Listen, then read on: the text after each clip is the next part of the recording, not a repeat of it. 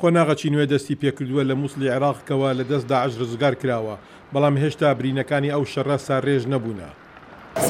هەمومان ئامادەین دەست بە چاکردنەوەی عێراق بکەین، بە تایبەتیش بە هەموو ئەوانەی کە لێرە لە مووسڵن.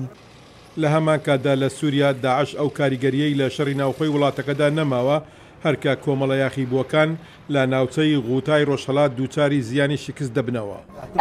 ئومێدم ئەوەیە کوڕەکانم لە غۆتە دەربچن، هەروەها ئەوانەی کەوا گیراون دەربچن و هەموو کوڕەکانم یەک بگرنەوە بۆ ئەوەی هەمومان پێکەوە بژین.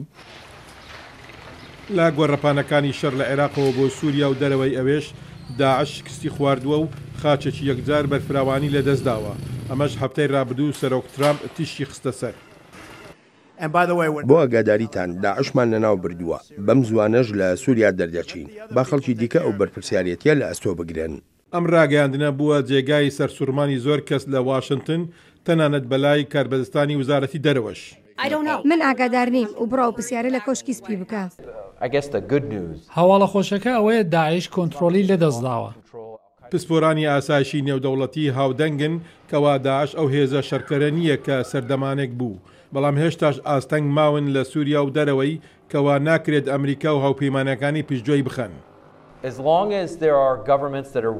تا حکوومەتانی بێتوانە و ناکاریگەر و ناڕەوا لە زۆر ڕووەوە هەبن، ئەوە دەرفەت بۆ کۆمەڵەکان دەرەخسێنن ئەو خاکە بەکار بێنن بۆ پەناگا و بۆ ئەنجامدانی پەلاماردان لە وڵاتانە و هەروەها وەکو بنکەیەکی دەرەچی بۆ هێرشکردن بەکاریان دێنن.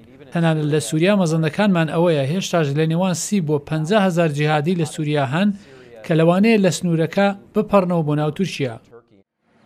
بۆ ئیستا کردارەکانی ئەمریکا بەردەوامن و وتەبێژی پەنتاگۆن دەڵێت ئەرکەکەی لەشکری ئەمریکا بۆ شکستدان بە داعش نەگۆڕاوە.